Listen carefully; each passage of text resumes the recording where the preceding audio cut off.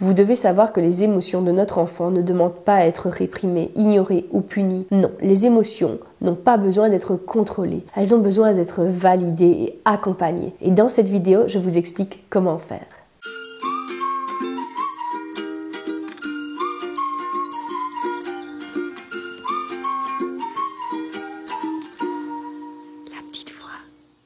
Nous sommes énormément de parents qui allons de manière très inconsciente nous opposer aux émotions de nos enfants. Ne pas leur donner de crédit, c'est normal, car c'est comme ça que nos parents ont fait avec nous. Nous avons grandi en entendant « Non, les petites filles restent calmes et sages, elles ne se mettent pas en colère » ou bien « Les petits garçons comme toi ne pleurent pas, ils sont forts ». Non, pas besoin d'avoir peur, les monstres n'existent pas. Ou encore « Quoi, tu ne souris même pas à mamie alors qu'elle t'a apporté un cadeau juste pour toi ?» Je pense que si vous voulez appliquer une éducation respectueuse et offrir à votre enfant une intelligence émotionnelle, c'est intéressant de d'abord se demander comment les émotions étaient perçues dans votre famille à vous. Dites-moi en commentaire, chez vous, quand vous ressentiez de la tristesse, de la colère ou de la peur, comment réagissaient vos parents? Est-ce qu'on vous écoutait avec attention? Est-ce qu'ils essayaient de nommer ce qui vous traversait, votre émotion, en utilisant des outils concrets? Ou bien la colère était synonyme de perte de contrôle, la tristesse synonyme de faiblesse et la peur de lâcheté? Ce travail sur soi est d'autant plus intéressant que chaque famille a ses propres jugements quant aux émotions. Dans certaines familles, comme la mienne, la colère était tout à fait acceptée car elle était synonyme de force et de pouvoir personnel, alors que la tristesse était très mal vue. Dans celle de mon compagnon, la colère était perçue comme dangereuse. D'autres familles encore préfèrent être dans le déni de toutes les émotions. Essayez d'analyser, essayez de vous souvenir comment est-ce que vous avez été accompagné ou non pendant votre enfance. Et c'est seulement de cette manière que vous allez pouvoir répondre à cette question. Quelle est votre perception par rapport aux 4 émotions que sont la joie, la colère, la peur et la tristesse? Est-ce que vous pensez qu'une de ces émotions est plus importante qu'une autre? Est-ce que vous allez valoriser chez votre enfant une émotion plus qu'une autre avec ce genre de petites phrases? Ah non, il ne faut pas être triste, c'est plus joli de sourire et d'être heureux. Ou bien, on va au parc et tu es triste? Non, non, non, tu devrais être content qu'on soit au parc. Quand on pense qu'une émotion en particulier va faire du mal à notre enfant et qu'on essaye de la nier, on confond l'émotion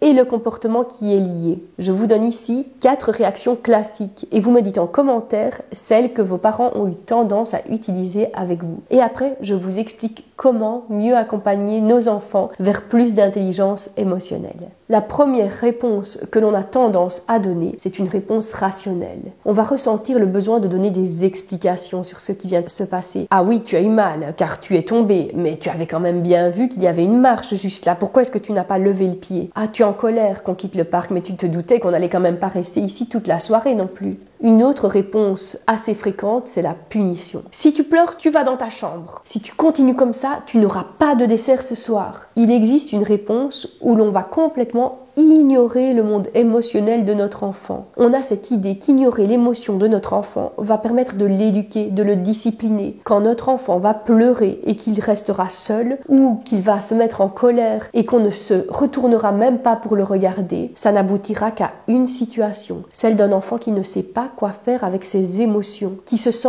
abandonné et perdu. Ce n'est pas comme ça qu'il va arriver à réguler ce qui le traverse. Dans ses jeunes années, il a besoin d'aide. C'est ce que l'on appelle la co-régulation. Comme pour lui apprendre à écrire ou lui apprendre à calculer, il a besoin que quelqu'un l'accompagne au juste moment de la juste manière. Et dans ces cas, l'enfant, plutôt que d'apprendre à réguler ce qui se passe à l'intérieur, va mettre toute son énergie dans le fait de trouver une connexion avec son parent. Il va pleurer encore plus fort s'il est frustré. Il va commencer à taper des pieds, à se jeter par terre. Il va tout faire pour créer cette connexion. Il ne veut pas être ignoré plus longtemps. Il nous appelle à l'aide pour comprendre ce qui lui arrive de si intense. Donc l'ignorer ne va faire qu'empirer les choses. Il arrivera aussi un moment où cet enfant va se résigner. Il va arrêter de pleurer. Il va réprimer ses émotions. Car il se rend bien compte qu'il n'y a pas de place pour ça dans sa famille. Qu'il se rend compte que ce n'est pas dans cette personne qu'est son parent qu'il va pouvoir trouver ce réconfort, une sorte de sécurité émotionnelle. Dans ce cas, il y a de grands risques pour qu'il n'arrive pas à comprendre ce qui lui arrive plus tard, ni à comprendre les autres d'ailleurs. C'est ce que l'on appelle de l'intelligence émotionnelle, qu'il n'aura pas. Une dernière réponse possible que l'on va donner très facilement, c'est essayer de faire passer son émotion désagréable en faisant tout pour qu'il retrouve la joie. On va le distraire un maximum. Allez, maintenant arrête de pleurer, je vais t'acheter une glace, ou commencer à lui faire des chatouilles. Et si on fait ça, ce n'est finalement pas si grave. Mais je trouve qu'il est important qu'on soit bien conscient que c'est parce que nous n'arrivons pas à accepter l'émotion de notre enfant. Admettons qu'une amie à moi vienne se confier en disant qu'elle a quitté son compagnon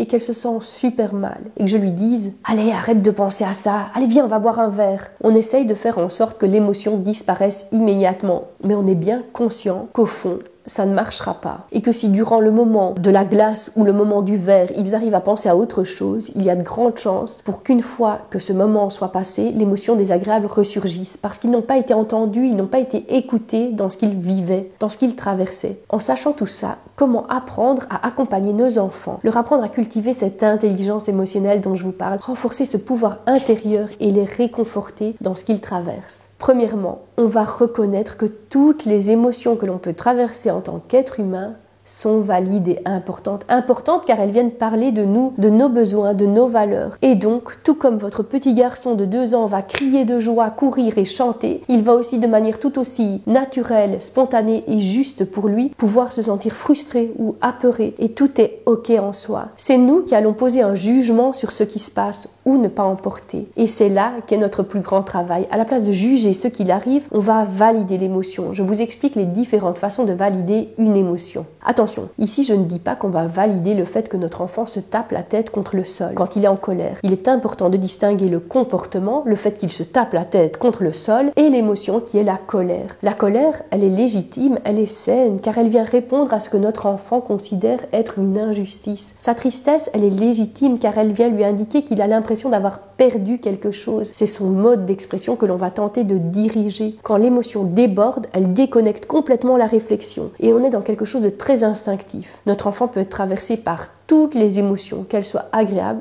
ou désagréables. Et dans tous les cas, en tant que parent, on va poursuivre 2 objectifs. On va comprendre l'émotion que notre enfant traverse. On va comprendre qu'elle vient dire quelque chose sur lui. La peur, elle vient répondre à une potentielle menace dans une situation inconnue. On sait que la peur peut être utile car ça va nous permettre de fuir le cas échéant. On a donc envie que ces émotions continuent d'exister, qu'ils apprennent à vivre avec car on sait qu'elles sont utiles. D'autre part, on sait aussi que de manière instinctive, nos enfants peuvent avoir des comportements qui ne sont pas socialement acceptés, pas socialement adaptés. Et on a envie que les autres puissent se sentir bien en leur présence, même lorsqu'ils sont traversés par des émotions désagréables. Maria Montessori avait bien compris qu'ignorer l'individu au profit de la société n'allait pas permettre à la société de progresser. Elle disait « L'éducation doit promouvoir à la fois le développement de l'individualité et celui de la société. La société ne peut pas se développer si l'autonomie des individus ne progresse pas. » Alors notre objectif va être, tout en leur apprenant que leurs émotions sont valides, leur donner des outils pour les exprimer de façon socialement adaptée.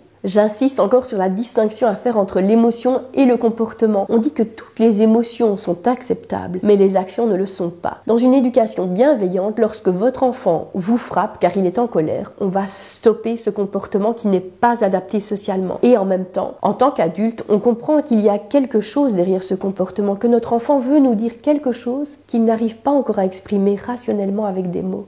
Qu'est-ce qui fait qu'il est en colère? C'est une question qu'on va pouvoir se poser pour mieux apprendre à le connaître. Ce que je vous propose aujourd'hui, c'est une démarche en 3 temps, à adopter à chaque fois que vous faites face à des comportements inadaptés. Mais avant les parents, si ce contenu fait sens pour vous et que vous avez envie de contribuer à ce projet, sachez que c'est désormais possible en cliquant sur le bouton contribuer juste en dessous de cette vidéo. Vos contributions me permettent de rendre cette chaîne viable et de vous proposer toujours plus de contenu qualitatif. Pour accompagner notre enfant, on va commencer par décrire la situation, comme si on décrivait une photo de la situation présente et on reconnaît ce qu'il traverse et on valide. Tu es arrivé à table et tu voulais absolument manger des pâtes.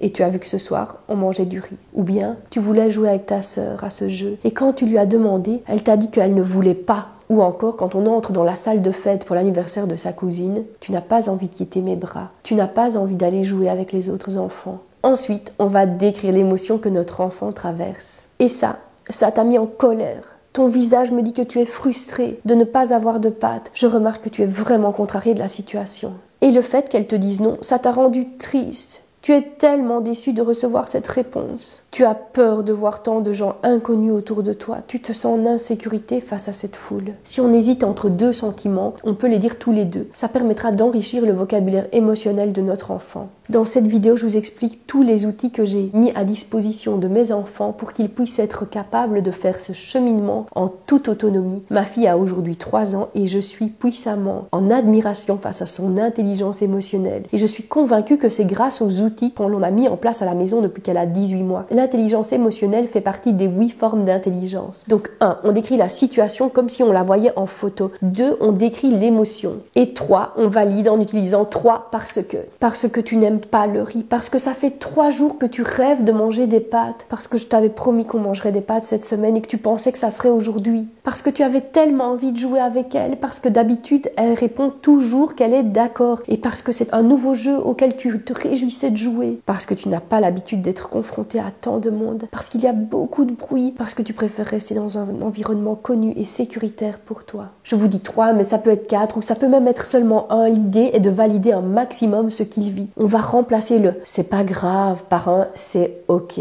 Ce qu'il ressent est juste et on peut entendre ce qu'il traverse. C'est compréhensible que tu te sens tellement remué de ne pas avoir les pâtes que tu espérais. Je comprends que tu sois déçu de ne pas pouvoir jouer avec elle maintenant. C'est ok pour moi que tu restes près de moi le temps qui te semblera nécessaire pour te sentir en sécurité ici. Il y a encore un conseil que j'ai envie de vous donner. Mais avant, j'ai aussi envie de vous rassurer. Si ce travail sur vous paraît insurmontable ou si vous avez l'impression que vous n'y arriverez jamais, je vous ai fait une vidéo que je vous laisse dans le descriptif sur les outils pour aider nos enfants dans la gestion de leurs émotions. Il y a une roue des émotions, une conteuse qui ouvre notre enfant aux émotions, des cartes à jouer avec des émotions ou un jeu de société qui parle d'émotions. Ce sont des outils qui permettent d'appréhender les émotions de façon fun et amusante. Et c'est peut-être le moment pour vous d'apprendre à reconnaître et à accueillir les vôtres avec autant d'empathie que ce que vous n'offrez à votre enfant. Oui, la parentalité bienveillante, ça nous ouvre à l'empathie envers tous les autres êtres humains. Et avec nos enfants, comme avec nos amis, il y a un mot que l'on doit s'interdire de dire à tout prix. C'est le fameux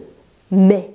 Mais ce n'est pas si grave, mais n'exagère pas non plus, mais ne pleure pas pour ça, mais regarde comme les enfants là-bas s'amusent. Quand on utilise le « mais », on vient très souvent invalider ce que l'autre ressent ou dit. Je vous en parlais dans ma vidéo sur les consignes positives. Ce que l'on va transmettre dans ces cas-là, c'est le message que ce que ressent notre enfant n'est pas tout à fait correct, n'est pas tout à fait juste et qu'il ferait mieux de le réprimer, de le cacher. Et de ça vont naître des adultes qui sont complètement déconnectés de ce qui se passe à l'intérieur d'eux. Et ils vont passer une vie entière à essayer de se comprendre, de comprendre ce qu'il se passe à l'intérieur d'eux, avec des phrases comme « je ne comprends pas, j'ai tout pour être heureux, mais je ne le suis pas ». Et avec souvent un sentiment de culpabilité pour le fait de ne pas être heureux, comme on leur a toujours dit qu'ils devraient être. On sait que ça ne fonctionne pas comme ça, non ? Transformez-vous en cet espace de sécurité dans lequel votre enfant va revenir autant de fois que nécessaire pour lui permettre un jour de prendre son envol pour toute sa vie. Travaillez ces petites premières années de vie pour les 60 suivantes. Et n'oubliez pas de me rejoindre sur Instagram et sur Facebook. Et si ça fait sens pour vous de soutenir ce projet de la petite voix en contribuant juste ici en dessous et abonnez-vous pour une prochaine vidéo. D'ici là, soyez heureux.